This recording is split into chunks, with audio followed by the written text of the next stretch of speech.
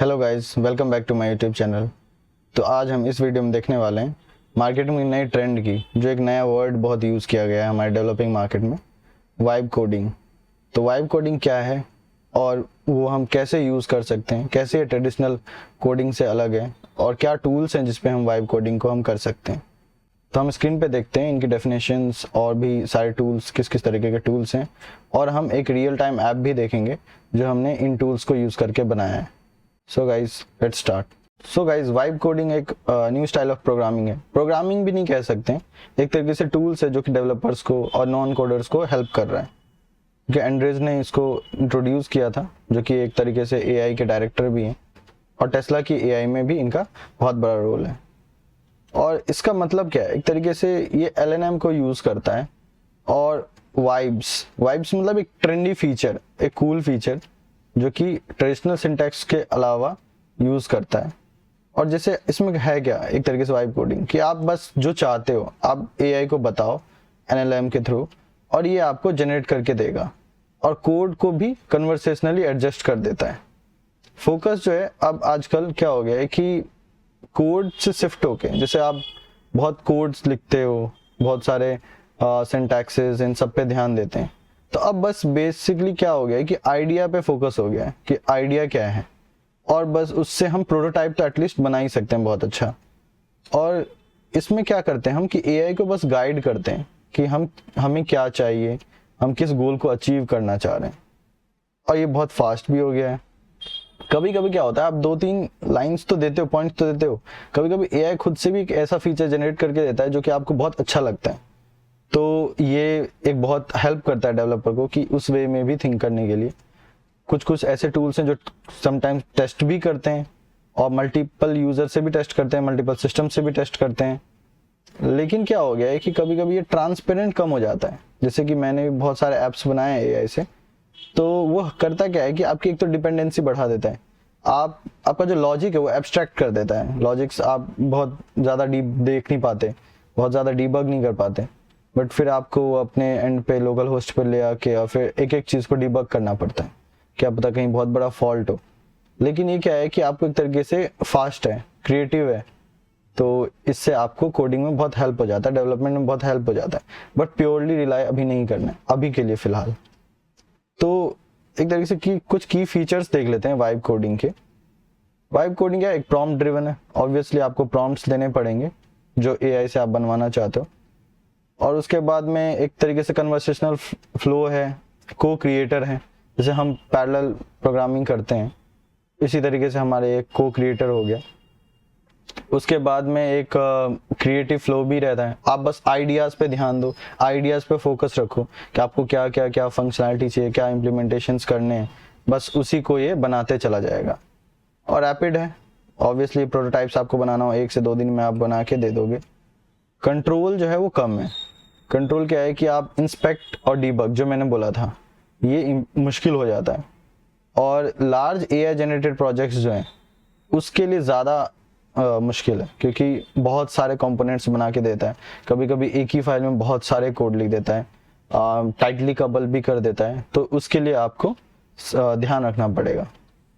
ठीक है, vibe coding और ट्रेडिशनल कोडिंग क्या है, इसका डिफरेंस जैसे आप तो समझ ही गए होंगे। ट्रेडिशनल कोडिंग में हम मैनुअल करते हैं, प्रिसाइजली हमें हर चीज़ देखना पड़ता है, तो उसमें वाइब कोडिंग थोड़ा हेल्प कर देता है। और डीबगिंग जो है, हम अगर खुद से कोड लिखते हैं तो हमारे लिए डीबगिंग आसान है, हम बहुत जल्दी डीबग कर सकते हैं। जबकि एआई के लिए हमें फिर से उस पर बैठना पड़ेगा, फिर से सारी फाइल्स को देखनी पड़ेगी।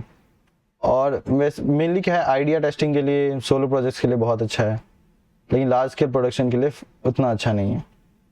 लेकिन आप यूज़ कर सकते हैं इंडिविजुअल बेसिस पे।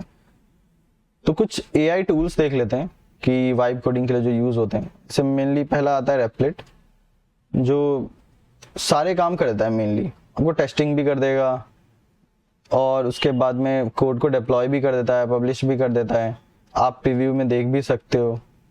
और एक तरीके से क्या है कि मैनुअल कोडिंग भी आप इसके अंदर कर सकते हो और एआई का भी हेल्प ले कर सकते हो, मतलब बैलेंस मिक्स है। उसके बाद में सेकंड आता है कर्सर। कर्सर एक डेवलपर फर्स्ट एआई है, जिसे आप क्या कर सकते हो कि इसके अंदर एआई का भी यूज़ करो और ख़ुद भी आप कोड लिखो। आपको क्या करता है, साथ के साथ आप कर्सर पे अपना इनपुट भी देते रहो, आप भी कोड चेंजेस करो। तो ये एक तरीके से डेवलपर के लिए सबसे पहले ये यूज करते हैं कर्सर। और एप्लेट भी बहुत अच्छा है। जो नेक्स्ट 2 मैं बताने वाला हूँ वो मेनली डेवलपर्स कम यूज करते हैं, मेनली नॉन कोडर्स ज्यादा यूज करते हैं। जैसे कि बोल्ट है और लवेबल है। लवेबल को तो मेनली हम नो कोड एआई प्लेटफॉर्म भी कहते हैं, और पूरा ऐप जो है टेक्स्ट प्रॉम्प्ट से बना देता है। और हाइब्रिड जो है, जो बोल्ट है वो हाइब्रिड है, इसमें आप डिस्क्राइब करते जाओ, एडिट करते जाओ। तो मेनली जो बोल्ट और लवेबल है ये नो कोड प्लेटफॉर्म है। और कर्सर और एप्लेट जो है इसमें आप पूरा डेवलपर्स जो है एआई के साथ, प्रॉम्प्ट के साथ साथ खुद भी उस पर एडिट और रिफैक्टरिंग कर सकते हैं। ठीक है, तो हम इस पे कुछ हमने अभी प्रोटोटाइपिंग के लिए भी एप्स बनाए थे। तो फिलहाल के लिए मैं एक बार आपको लवेबल पे दिखाता हूँ जो नॉन कोडिंग प्लेटफॉर्म है, और एक तरीके से रेप्लिट कर्सर भी दिखाता हूँ जिसपे हमने उसको भी यूज़ करा है। और फिलहाल के लिए हमने सारे फ्री प्लान्स का यूज़ करा है। तो मैं रिकमेंड करूँगा अगर आप डेवलपर हो तो ये दोनों यूज़ करो, रेप्लिट और कर्सर। रेप्लिट कर्सर थोड़ा टाइम लेते हैं बट लॉजिक्स और ये सारे बहुत अच्छे से बिल्ड करते हैं। अब बोल्ट लवेबल आप प्रोटोटाइपिंग के लिए यूज़ करो, इनकी यूआई अच्छी होती है बोल्ट और लवेबल की। तो एक बार मैंने 2 तरीके के ऐप्स बनाए। एक तरीके से कोड जनरेटर बनाए, आप कोई भी टॉपिक का नाम डालो उस पर वो कोड जनरेट करके देगा। आप कोड जनरेट करने के लिए इन्हीं ऐप्स को ओपन एआई के एपीआई से आप कनेक्ट करके और नए नए कोड्स भी जनरेट करा सकते हो। और सेकंड मैंने एक बनाया चैट रूम, जैसे आप कोई भी एक रूम में ज्वाइन हो, अपना नाम दो और उससे चैट रूम में आप ज्वाइन हो जाओगे। तो एक बार देख लेते हैं। जैसे ये एआई कोड जनरेटर है, जैसे हम यहाँ पे मोटिवेशन लिख देते हैं। देखो इन्होंने एक कोड जनरेट करके दिया है, आप इसको कॉपी कर सकते हो और भी कोड जनरेट कर सकते हो। जैसे यहाँ पे एक और कोड ले लेते हैं, स्पोर्ट्स पे ले लेते हैं कुछ, स्पोर्ट्स पे कुछ क्या कोड जनरेट करके देता है, देखो। ठीक है, एक बार हम, ये हमारा लवेबल का था, लवेबल बनाया था, ये प्रीव्यू यूआरएल है। उसके बाद ये एक चैट रूम है जो हमने रेप्लिट पे बनाया है, जैसे आप यहाँ देख सकते हो, ये प्रीव्यू यूआरएल है।